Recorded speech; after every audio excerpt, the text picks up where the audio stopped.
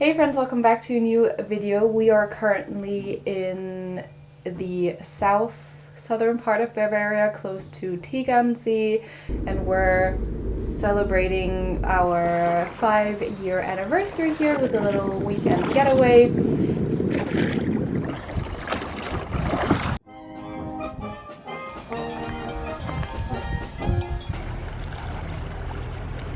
And to mark the occasion, I thought we'd do a little relationship Q&A. I asked you guys to send in questions. And we're going to answer them. Are you ready? Yes. First question, which is, I think, the most asked question, and that is, how did we meet? I feel like we have very different perceptions of how we met. So I think we'll let each other tell our own version. In the second semester of university, I worked at an Italian restaurant, kind of like as a side job kind of thing. And it was more of a fancy restaurant with tablecloths and nice napkins and things like that. And I remember I was working one night and I was serving the food, and I remember seeing this guy sitting at the table and thinking to myself, oh, he's cute. And he was sitting, I think, with like his friends. There were like 4 people. And after I had registered that I thought that guy over there is really cute, I had kind of just always passed by and kind of looked at him, and in my mind trying to be like a little obvious, but I think in reality it was super non-obvious. And I kept on trying to overhear their conversation, trying to figure out where they're from, what they do. I also couldn't really figure out how old you were. Spoiler alert, it was Johannes. And I think I thought that you guys were a little older, you and your friends, and because you were wearing like a nice shirt and kind of like dressed up, so I thought you guys were older. And I also thought you weren't from the city where I was in, where I lived in. I thought you guys were from out of town, kind of like on something kind of business thing. So I just thought to myself, well, I'm just gonna take it as like a little eye candy to make my working day a little nicer and just enjoy this site without really having done anything. And that was the first time that I saw Johannes. Now, what's your recollection of that night? I just remember having dinner with my friends, and we were law students. That's why we were dressed up and went to a fancy restaurant. That's what law students always do. They are a bit pretentious, I guess. And yeah, that's pretty much the recollection. I remember seeing you there as a waitress, but I don't remember you as being especially flirty or obvious in any way. I just remember having dinner and there being a cute waitress, but nothing. You didn't register me as like a cute waitress though, did you? You was just like, oh, that's the waitress from the restaurant. I did think that you were cute, but... Really? That's news to me. But not like in a super obvious way, like, oh, that waitress is so cute, I have to talk to her. It was just like, oh yeah, that's a cute waitress. So it didn't stand out to me or anything. Mm-hmm. It was just a normal evening eating out with my friends. Mm-hmm. Okay, and then fast forward, I don't know if it was weeks, probably a few weeks. It was actually a game night of the European Soccer Cup, and usually those game nights are always pretty busy. A lot of people come to the restaurant to also watch the game. And I just remember it being a super busy night, and then this group of people were coming in, and they had a reservation. I was trying to figure out where to sit them, and then I suddenly realized, wait a minute, isn't that the guy that I thought was super cute? And then I was like, whoa, this is such a sign. I thought he was like from out of town. I thought I'd never see him again. And I remember I was so mind blown, and I thought like, oh my god, this is such a sign. I have to do something now. And yeah, I just kept on remembering always like being super distracted at work and always like looking at you and always being like, oh. But I like as again in my mind I tried to be like a little flirty or a little obvious, but like in reality I don't think anything registered at all. I remember always like walking past the table a few times and always asking like, hey, do you guys need anything else? But keep in mind it was a super, like you guys were like 10 people or so. And then I remember it was still like mid-game, and then you asked for the check, and I was super disappointed. I was like, oh no, he's leaving. It was not mid-game. Well, it wasn't, yeah, but it wasn't like finished yet, the game though. Well, the official playing time was over, but there was to be... Technicalities. Yeah, and I was super disappointed that you were going to like leave earlier, but I brought you the check, and then I remember thinking like, oh, maybe I could write my number on the check or something, like, I don't know, like this is my last chance, but I didn't, I didn't get to that. I think I tried to be like a little more flirty when like, you know, paying and things like that, but in the end you left, and then I was like, oh man, it's so sad. But yeah, what was your side? Yeah, again, pretty much the same. It was just like a night out watching the game with my friends, and I wasn't so focused on other people or on waitresses, so I was just there to watch the game and to have fun with my friends, so I didn't really register much of your flirtation. Oh man. But you say you did like think like, oh, maybe this waitress is flirting with me like with the check when you were paying? No, not really. Oh, okay. Like when you told me about it later, and you told me about how you leaned in extra close, and I could remember that. Then yeah, I think I can remember that, but in the moment it didn't stand out to me, or it wasn't obvious to me that it was your way of flirting. Yeah, anyways.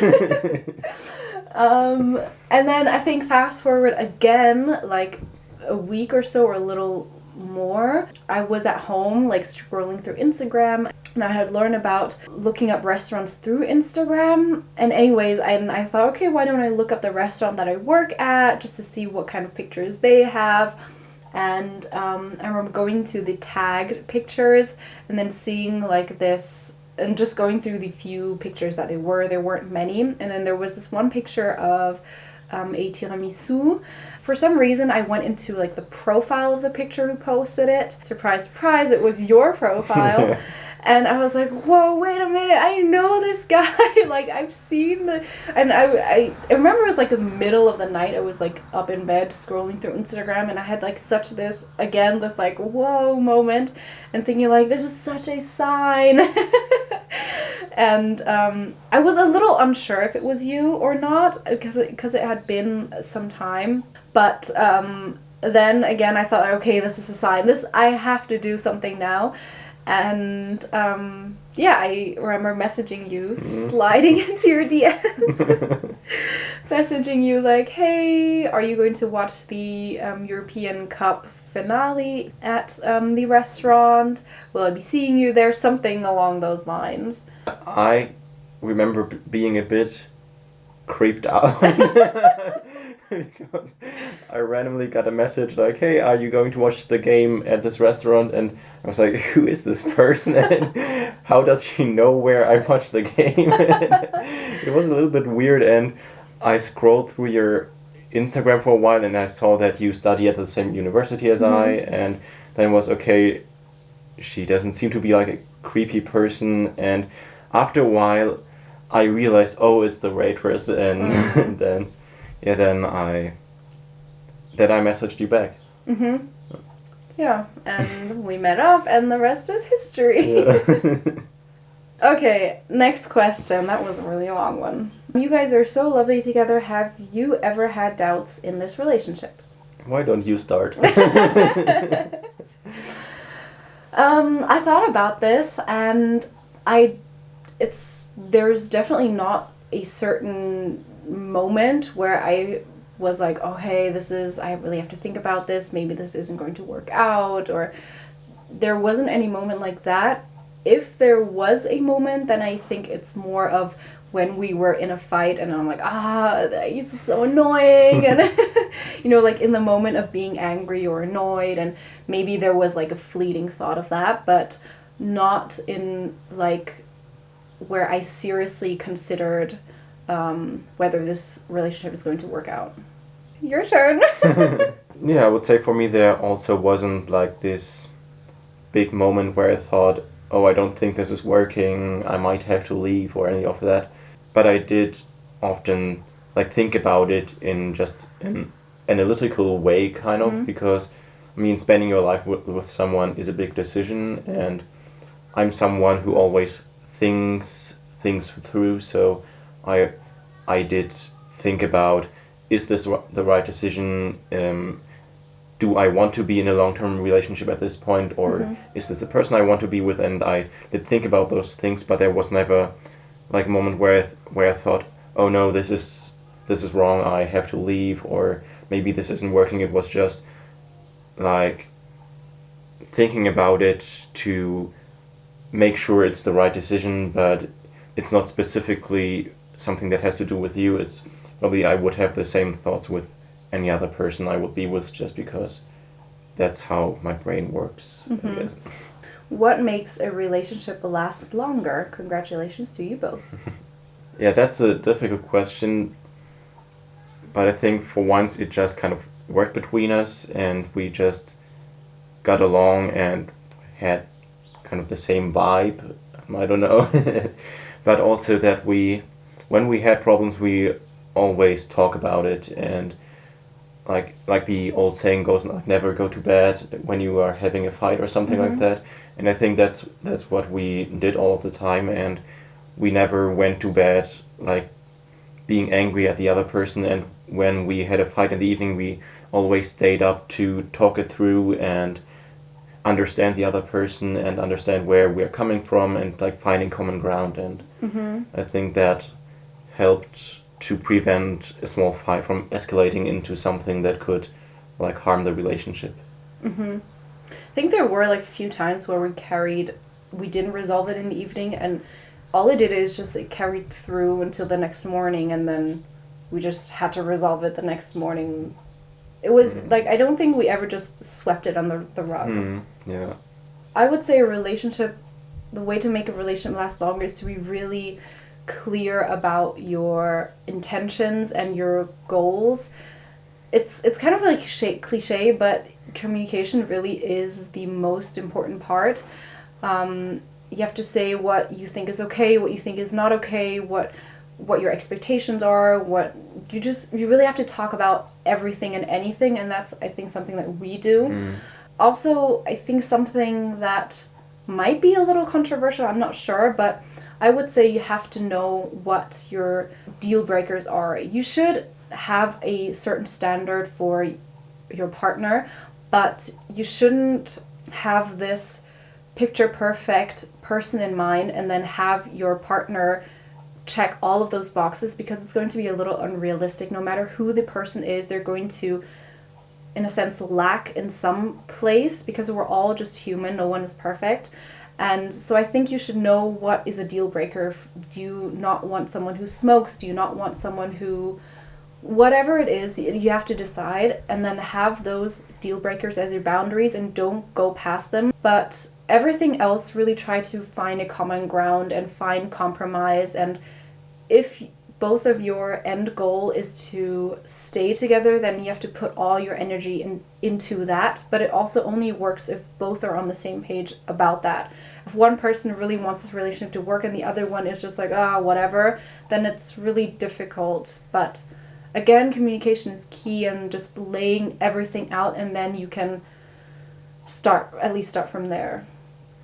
Yes, I think it's important that you know what your deal breakers are, because I think often people are in a relationship where their partner does something or has like a quality that they absolutely do not like and that they can't really live with, but they think, oh, he's so nice in other ways and he's going to change over time, or she's going to change, and usually that doesn't happen. So if you realize early on in a relationship that there are things that are absolute deal breakers for you that you can't live with, then you should make the decision early and leave because you can't really change other people. People can change over time, but there's no guarantee that they change in the way that you want them to change, and you have not really control about making them a way that you want them to be. So know what your deal breakers are and accept the little flaws and the little things, because those are likely not going to change. But yes, find someone who shares your important values and who's on the same page with you, and then like the small stuff just shouldn't matter too much, because nobody's perfect. Congratulations, lovebirds. You are inspiring. How has your love grown over the 5 years? I think in the early phase of the relationship, first 2 years maybe in a whole, were more of a being in love, and which was just more intense and more emotional, and everything was great and amazing. And after that it grew into something that goes a little bit deeper, and it was not this super intense feeling, but instead more of this deep trust and understanding, and the feeling of really being understood by the other person, and of really understanding and knowing the other person, and just of really being a team that works together really well. Yeah, I agree. In the beginning, it was definitely more of like being on cloud nine kind of thing. And we also already talked about this. Like in that beginning phase, you don't really see the flaws in a sense of that person. Yeah. And then when you're out of the phase, you kind of start seeing those flaws, but you also learn to accept them or work with them or whatever it may be, just to work it out. And it always sounds so weird when people say it, but I truly would say that with each year we got to know each other more, or we got to learn how we work better more. Like if there were any difficulties or differences or just topics that are maybe a little more sensitive, we learn to just work with it better, that it's not such a bumpy road. And I think with the coming years, it's going to be even more of that. I would say that at least my love has definitely grown with each year, which also sounds a little weird. I think we have this kind of conception of, okay, when you're in love, it's like a switch. It's either on or off, but it really is kind of like a spectrum, and I feel with like, at least now it feels like with no end, and it keeps on just going and going, so it's been nice. I think with everything we've been through together, with college and graduating and then having our first internship and all the travels, we really experienced a lot of things together and developed together and grew as people together. And I think that really created a strong bond between us that's still growing, because the more we experience together and the more we share our life together, like the more we love each other in a way. What do you most disagree on? I don't know. I know. I don't know if it's something we disagree on most, but something we definitely disagree on or have difficulties with is the way we fight, if that makes sense. Well, it's I think it's become better and better with learning on how the other person ticks. But for me, I'm someone that when I'm super emotional and like in the middle of this fight and being really angry or annoyed or whatever, I need some time to kind of just cool off and just bring my emotions down, and then I can talk with a more sane mind. Because if you try to work it out with me when I'm super emotional, I'm just going to be really defensive and really, I don't know, I just need that little time off. And you're the absolute opposite. You really need to, or feel like you need to figure it out right away instead of letting you hang in the moment. Yeah, when we're having a fight, I feel like it's a problem that needs to be solved, so I just want to solve it now and try to understand your point, make you understand my point, and then figure it out together. And I don't just want to sit there angrily and wait with no purpose. I just want to get it over with. Yeah, and I definitely need that time off. So that disagreement in itself drags on our fights a lot of the times, which is Yeah. really annoying. How do you guys develop and maintain healthy boundaries as a couple? And how has it changed since living together was kind of like the next question. I think it's difficult for us to answer because we never like consciously did anything to put in place boundaries, or it's at least not something that I consciously thought about a lot. It's just something that happened or that developed over time. So it's difficult to put it into words, I think. Mm-hmm. And but I would say that it starts with knowing yourself and knowing your values, and then this is kind of the foundation of everything else, of how you interact with other people and also how you interact with your loved one or with your partner, and how the relationship works. Because in the end it won't work if you have to do things that are not in line with your values. So if the other person wants you to stay at home all the time, but you are a very adventurous person and you want to go out in the world and experience things, and your partner says, no, I just want to sit here and watch TV with you, then you kind of have to say no and be like, no, I value my adventures, I value making new experiences, and you can stay at home tonight and watch TV, but I want to go out and do something. And in that way, you have to be true to yourself and not disrespect your own values to please the other person. You kind of have to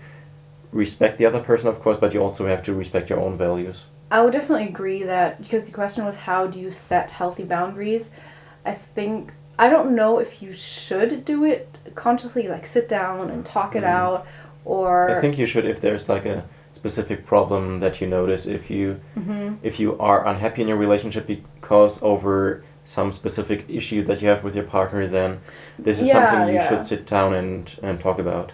Yeah, I think the boundaries or where they are set comes automatically, but if in the beginning it is set in a place that you're not happy with, then you have to obviously say something and try to communicate what you think is okay or what your expectations are, and then the other person has to communicate what their expectations are. And if you disagree, then either you try to meet in the middle, or if it's something of a deal breaker to you, for example, if you go back to the adventure thing, if that is a deal breaker to you because the adventurous side of you is so important to you, then that's it. That's a deal breaker. You shouldn't compromise on your deal breaker, because I think in the long run it'll just lead to more problems and and resentment. But if it's not such a big deal, if it's not that much of a deal breaker, then maybe try to meet in the middle. And I think it's also difficult in the beginning because you're in that in love phase, and it's kind of like being on a high. You can't really think super clearly.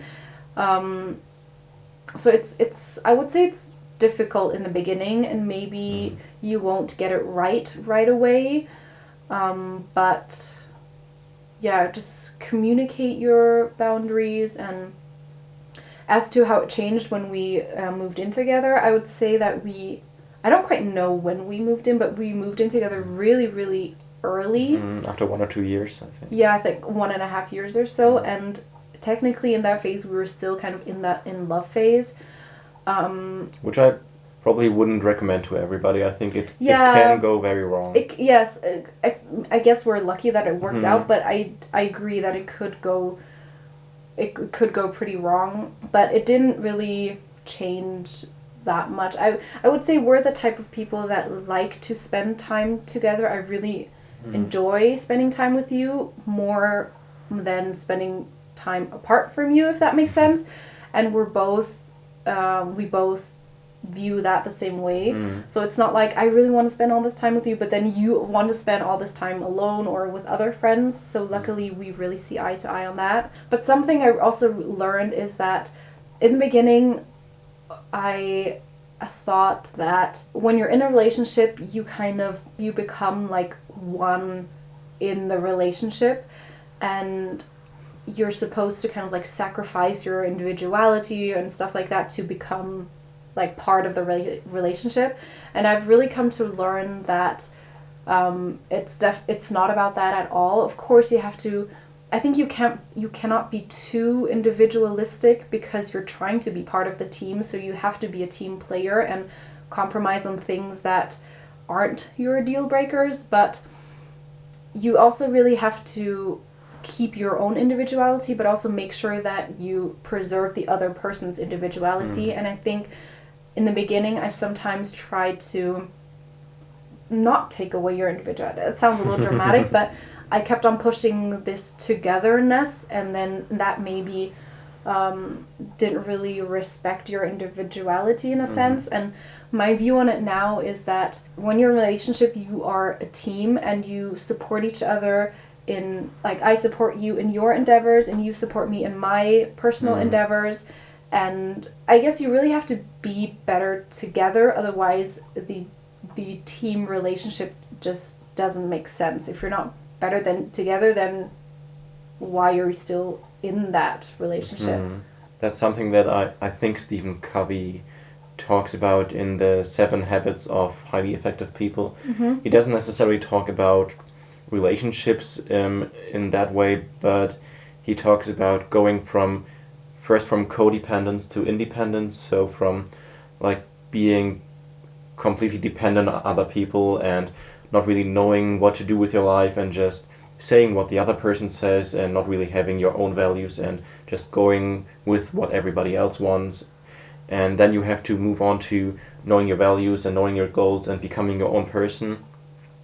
But then once you are your own person, then you have to learn to work with other people and not just like go back to being codependent and just doing whatever the other person wants or being dependent on each other, but on what he calls interdependence. So that means that in a way 1 + 1 = 3. So the whole is bigger than the sum of its parts, and that's when you support each other and stay true to your values and you retain your individuality, but you learn to work together as a team and to complement each other and to achieve goals together in a way that is more efficient than you could do on your own.